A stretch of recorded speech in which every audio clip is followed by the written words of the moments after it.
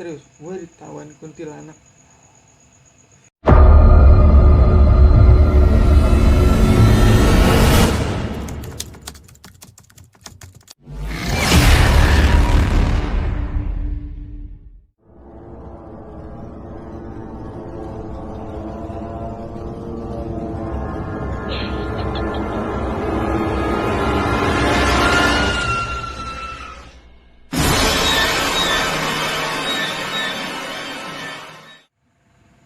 Assalamualaikum warahmatullahi wabarakatuh. Salam sejahtera untuk kita semua. Balik lagi di channelnya Mas Arif. Untuk kali ini tayang perdana nih, episode pertama. Sesuai dari permintaan dari teman-teman sama dari sohib-sohibnya Mas Arif. Banyak yang minta konten horor katanya, bro. Iya, konten horor. Nah, di sini gue coba bikin konten, judulnya sih Pengabdi Setan. Waduh, serem kan? Jadi Serem banget nih. dari judulnya udah serem banget. Tapi di sini bukan yang film-film Pengabdi Setan itu ya. Di sini artinya pengalaman pribadi tentang setan atau tentang pengalaman pribadi melihat penampakan atau makhluk-makhluk astral lainnya. Kan setiap orang kan biasanya punya pengalaman pribadi masing-masing. Iya. Tuh, bisa melihat yang aneh-aneh lah. Entah itu korin atau entah itu memang dari makhluk astral atau memang terlalu lelah jadi berhalusinasi kan. Masing-masing orang kan beda-beda nih ceritanya. Nah, untuk kali ini gue ditemenin lagi sama brother gue nih, Bang Fajar. Nah, sebelumnya kan lu pernah ada di channel gue juga ya, di konten sebelumnya tentang kopi. Nah, kalau ini tentang Pengabdi Setan. Pengabdi Setan. Pengalaman pribadi tentang setan. Jadi ya. Nah, sekarang lu ada berapa pengalaman nih yang mau diceritain? Gue cuma ada dua. Ada dua. Apa aja? Pertama, gue dulu pernah ngalamin ngeliat sama gue ditawain kuntilanak. Ada suara-suara aneh. Nah, sebelum lanjut ke ceritanya, jangan lupa subscribe dulu.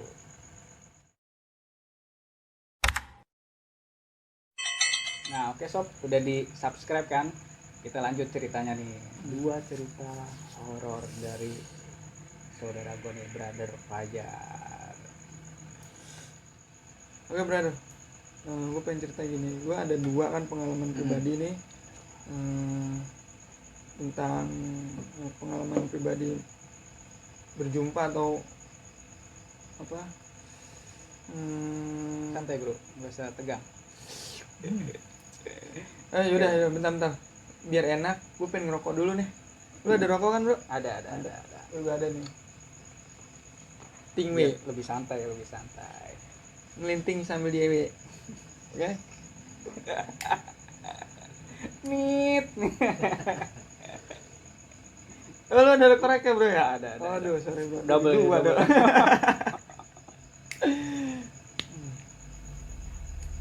Oke, lanjut. Oke. Gue punya pengalaman pribadi ada dua nih bro. Yang pertama sebelum gue rumah di sini nih, sebelum pindah gue masih di rumah yang lama. Dulu kondisinya kamar gue kan di atas tuh. Jadi gini. Yang di Rawa Semut ya? Yang di Rawa Semut.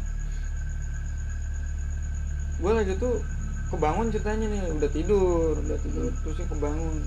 Gue nyari rokok kan, ada tuh penuh rokok gue. Pas gue ngerokok nggak di kamar dong, gue di luar. Itu sekitar jam berapa tuh? Sekitar jam 11, setengah 12 gitu dulu. Setengah 12 malam tuh.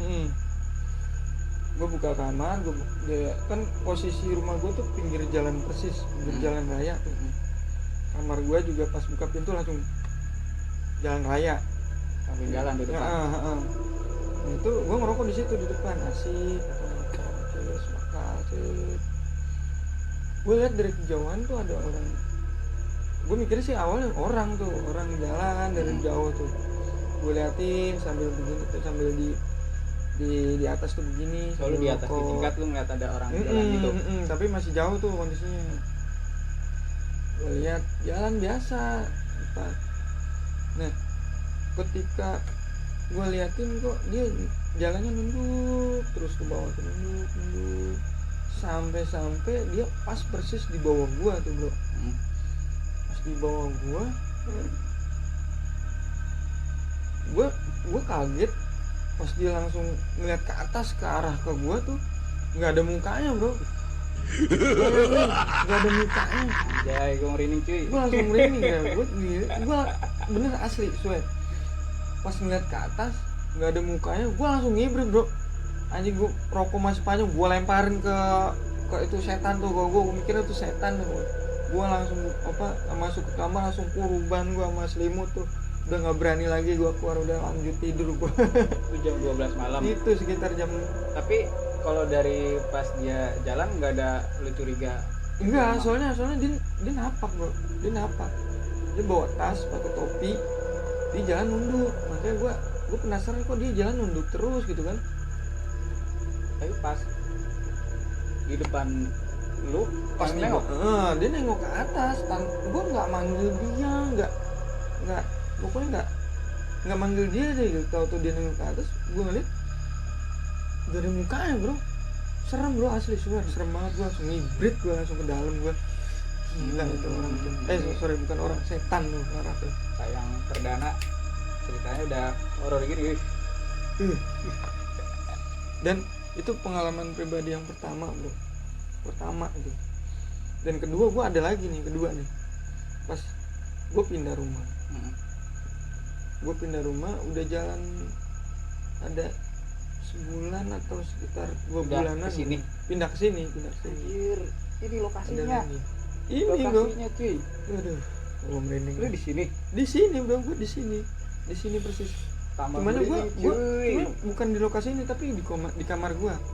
Tapi kan rumah ini kan? Rumah ini bro, gue serius, gue ditawan kuntilanak. Gimana lu tahu kuntilanak kayak gimana bro? Kalau wujudnya, kalau yang di youtuber itu ngeliat, gue nggak ngeliat wujudnya bro. Gue nggak ngeliat wujudnya, gue ditawain. Jadi gini, suara aja bro. Jadi sebelah kanan gue nih, dulu itu belum ada, masih sepi. Jalanan depan gue juga, depan rumah tuh masih tanah. Dulu sebelah kebun ya? Sebelah kebun coba. Kalau sekarang kan udah rapet rumah nih. Kalau dulu sih gue main kesini memang rumah, samping sini kebun, pohon pisang bro. Pohon pisang gitu kan. Terusnya juga pernah kan, gue kasih tahu tuh dulu ada. Ini lokasinya cuy. Waduh, bener sumpah iseng lu. Tayang perdana ini malah. Gue merinding, lokasinya lagi. Inget gue merinding. Jadi gini, pas udah gue pindah ke sini sekitar berdua doang lagi nih. Iya, bilang-bilang di sini. Aduh, iseng bro. Ntar lu pulang gimana bro? Serius bro. Nah, ini gue lanjut ya. Okay. Sekitar sebulan atau 2 bulan gue habis pulang dari main lah. Gue lupa main dari mana. Gue pulang. Awal sih gue pulang nggak ada apa-apa tuh bro. Cuman gue emang iseng juga, gue buru-buru buka pintu. Sekitar jam berapa tuh? Nah, tengah malam deh tuh. Gue lupa jamnya, tengah malam pokoknya. Gue pulang habis dari kampus kalau nggak salah. Gue pulang dari kuliah. Gue emang pas jalan-jalan sih rame. Gue nggak iseng. Tapi pas udah deket rumah, namanya rumah itu masih samping, masih kebon gitu kan, banyak pohon. Iseng gue gitu kan. Gue buru-buru tuh buat masuk. Di luar sih gue nggak ngalamin apa-apa, tapi pas gue masuk ke kamar, kenapa tuh gue dengar suara, entah itu gue awalnya kucing, gue pikir kucing gitu kan, nyeong gitu kan, tau lah sendiri kucing nyeong gitu kan. Gue tegesin kok kayak suara ketawa bro. Terus semakin lama semakin hilang apa semakin jelas? Jadi dia kecil bro, suaranya kecil. Nah, mitosnya yang gua tahu ya, kalau suara Nyai Kunti itu kalau kecil justru dia ada di samping kita. Malah deket. Awalnya gua nggak tahu tuh mitos kayak gitu bro, bahwa gua mikirnya jauh. Kecil itu jauh lah. Gua nggak mikir dia ada di sumpah gua berinteraksi ini samping gua atau di luar kamar gua, nggak tahu ya. Pokoknya itu suara kecil gua, kayak suara kucing ngeong-ngeong gitu lah di samping gua gitu ya. Ya gua tegesin ya itu ketawa gitu, ketawa ya gua pikir ya kuntilanak gitu. Aduh, gua kalau ngingetin itu gua Kalau lu sadar berarti suara kecil itu ada di samping, berarti wah, gua udah langsung hybrid, gua langsung pindah kamar, gua minta langsung pindah kamar itu. Kamar gua kebetulan di pojok dong. pas lu denger itu Gua jadi reaksi gini, gimana? reaksi gua langsung gua ada komputer dulu. Gua setel Yasin dong ada. Gua langsung buka hidupin komputer, gua setel Yasin buru-buru biar gua suarain, gua fullin, gua langsung kuruban, nggak hilang-hilang. Gua lemparin apa yang ada di samping gua lemparin ke jendela, gua jebret gitu kan. Pergi lu, gitu kan. Ini semakin jauh semakin kecil, mungkin entah itu karena gue timpah ke jendela sesuatu apa gitu, atau denger gue setel Yasin, gue nggak tahu itu bro. Ya kalau semakin jauh mitosnya semakin itu bro. Nah itu dia bro, masa sih Yasin, gue setel Yasin loh bro, masa dia nggak ngibrit gitu kan, aneh kan ya. Gue pikir ya namanya kecil, tapi emang semakin lama semakin hilang bro, semakin hilang gitu. Jangan dia nemenin Gue ngeri banget sumpah. Gue nggak, itu dalam seminggu ke depan itu nggak berani gue namanya keluar pulang malam. Pasti habis maghrib gue udah di sini sampai di rumah pokoknya gue gitu bro. Nggak pernah gue pulang lewat dari isya, gue pasti sebelum maghrib atau sehabis maghrib gue udah sampai rumah gitu, karena gue udah pengalaman pribadi itu di tahun kuntilanak suwe itu kata gue. Udah gue kalau itu ngeliat sosoknya gimana lu? Ya Allah, itu mah gue langsung gue minta pindah kamar, bener suruh gue pindah kamar, gue nggak mau di pojokan kayak gitu gue. Aduh bisa. Oh iya bro, balik lagi yang cerita di awal nih, lu kan pas ngeliat itu setan ya, bukan orang, setan nggak ada mukanya rata, lu kan cabut nih ke kamar. Nah terus lu balik lagi ngeliat tuh penampakan, atau emang lu udah sampai pagi bodo amat gitu? Nah, gue udah bodo amat, gue udah nggak berani keluar lagi gue. Selama itu juga gue udah nggak berani namanya gue ngokos sendiri apa keluar gitu, keluar kamar malam-malam gue nggak berani gue. Gara-gara gue ngeliat kayak gitu gue nggak berani, sumpah gue takut bener. Tapi lu udah masuk kamar sampai pagi Udah. deh tuh nggak berani bener keluar lagi. Nggak berani gue sumpah. Aduh, Kebayang sih ya, lagi mau ngerokok asik-asik gini, pas nengok gue muka rata. nggak tahu bisa orang, bisa makhluk bisa nggak ada mukanya kayak gitu, gue nggak tahu gitu ya kenapa itu. Lu dosa apa itu orang? Aduh. Ya bisa aja nggak tahu sih ya dari takorin atau memang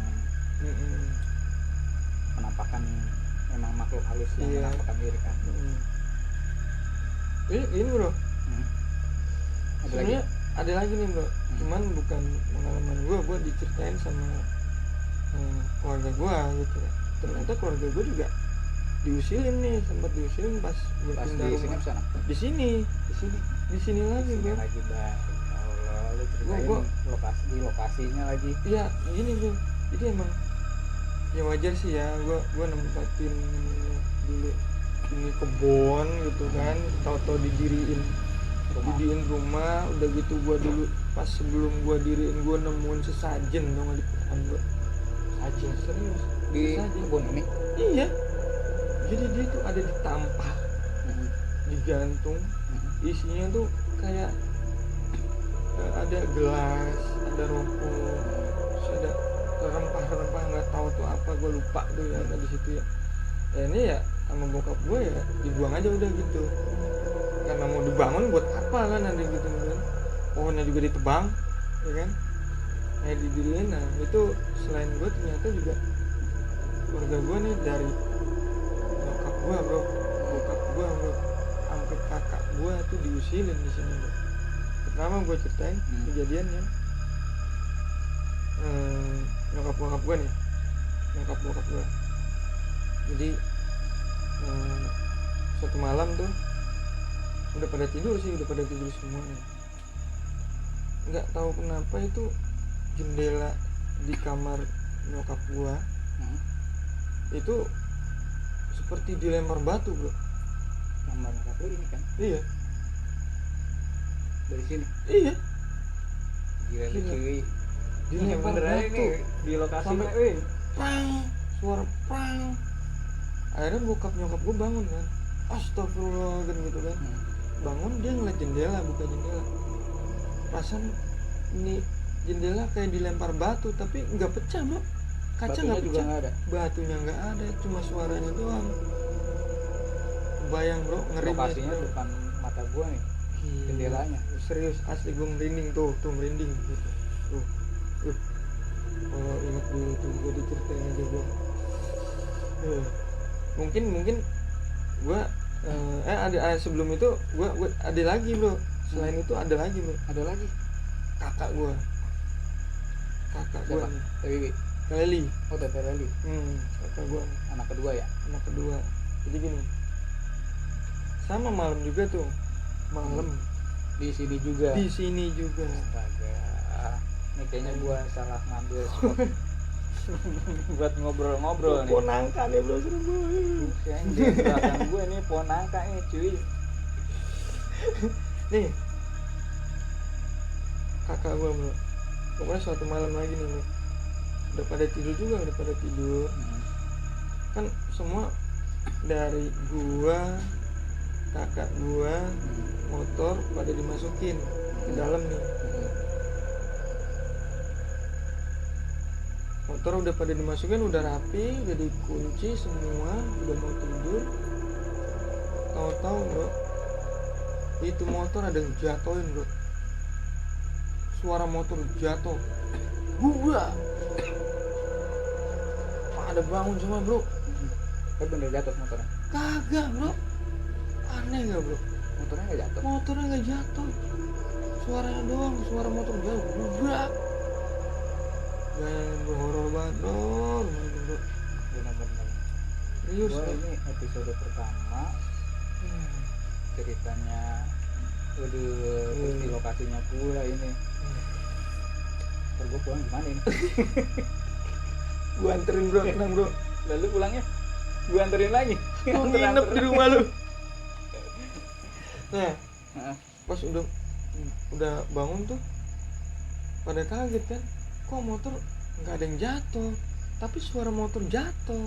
Kita memang Dengar semua, nyokap gua, bokap gua, kakak gua pada bangun semua, tapi nggak ada apa-apa. Bener-bener horor banget bro. Ya mungkin ya karena gue pindah, emang kebetulan mungkin memang udah dijadwalin mau ada selamatan nih, tapi emang hari itu belum sempet karena mungkin pengen ada refresh dulu di badan, udah capek kan, mau istirahat dulu abis bangun rumah. Jadi ada jeda, misalnya ada jarak 2 bulan atau 3 bulan setelahnya baru ngadain syukuran selamatan gitu kan, pengajian di rumah. Tapi ya alhamdulillah setelah ada pengajian, ada syukuran selamatan itu alhamdulillah udah gak ada bro. Oh iya bro, satu lagi, ada lagi aja. Ada lagi, ini tapi bukan di keluarga gua, tapi di tetangga gua.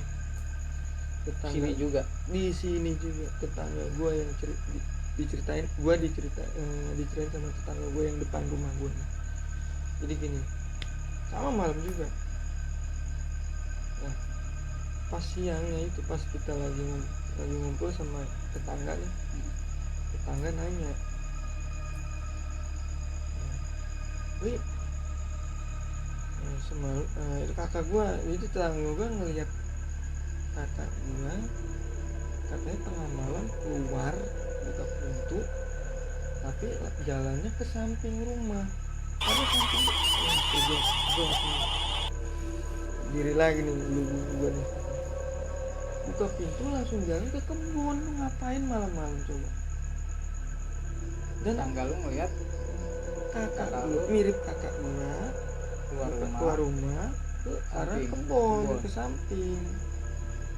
Pas ditanyain, pas lagi ngumpul kemana tetangga itu, kakak gua nggak keluar, udah tidur, jam segitu udah tidur gitu. Itu siapa bro? Siapa itu? itu sebelum selamatan tuh, sebelum syukuran selamatan di sini sebelum. Pokoknya kejadian itu adanya sebelum adanya selamatan di sini. Dan itu kan contoh itu malam ini. Dan malam berikutnya tetangga gua juga gua diceritain lagi nih, ada lagi bro, tetangga gua di sini lagi aja, di sini lagi bro. Beneran gua salah ngambil tempat gambar ini. Jadi tetangga gua denger rame-rame malam-malam di sini ketawa-ketawa, padahal malam-malam itu nggak ada, boro-boro tawa-tawa langsung masuk pada tidur, karena emang udah pada ngalamin kejadian sebelumnya itu pada tidur, udah langsung tidur, nggak pernah yang namanya bangun malam-malam masih bangun, masih ada di sini di luar tuh nggak ada, rame-rame bro. Horor banget bro. Tapi parah. alhamdulillah setelah selamatan udah nggak ada lagi. Udah sama sekali nggak ada. Alhamdulillah. Mungkin berarti gua aman sekarang, udah insya Allah nggak ada. Tetap aja merinding cuy. Gila, gue masih merinding tuh, serius sumpah. Gue juga deh. Gue yang perdana di lokasinya pula, ceritanya juga bukan dari satu orang mengalami hal itu. Iya. Dan kondisi rumah tuh belum begini, belum di keramik. Ini masih tanah. Ini belum rapi. Masih istilahnya asal bisa ditempatin dulu gitu. Ini pun nyicil, ini kayak gini tuh nyicil, dikit-dikit bokap tuh dikit-dikit kecil. Sekarang udah rapi ya? Sekarang udah rapi alhamdulillah. Dan udah selamatan juga udah. Alhamdulillah. Dan sama sekali nggak pernah diganggu yang macam-macam lah. Tuh ceritanya pribadi gue bro, pengalaman dari Bro Fajar nih. Kayak tapi langsung kena ya. Bener. Oke dah. Oke, udah. Kayaknya udah lagi pengalaman pribadi pengabdi setan itu, pengalaman pribadi tentang setannya tuh cuma di situ aja sih. Segini aja udah. Aduh, gue udah merinding banget ini. Bayangin kalau kejadian itu menimpa diri lo semua, termasuk bro gue nih. Geng, jangan sampai dah diliatin muka rata, diketawain, diusilin. Jangan sampai deh. Kayaknya udah dulu ya. Gue beneran merinding nih, soalnya bener-bener di lokasinya nih. Udah malam pula bro. Bener-bener malam lo ngambil gambarnya ini. Oke. Buat yang lain, kalian yang punya pengalaman pribadi tentang setan atau pengabdi setan atau mau cerita boleh di kolom komentar ceritanya kayak gimana, atau mau ikut sharing masuk di channel gua cerita bareng di sini, bisa komen di kolom komentar. Kita tayang setiap malam Jumat, nanti akan kita upload. Oke. Udah nih. Good night. Dah. Jangan lupa subscribe. Oke bro.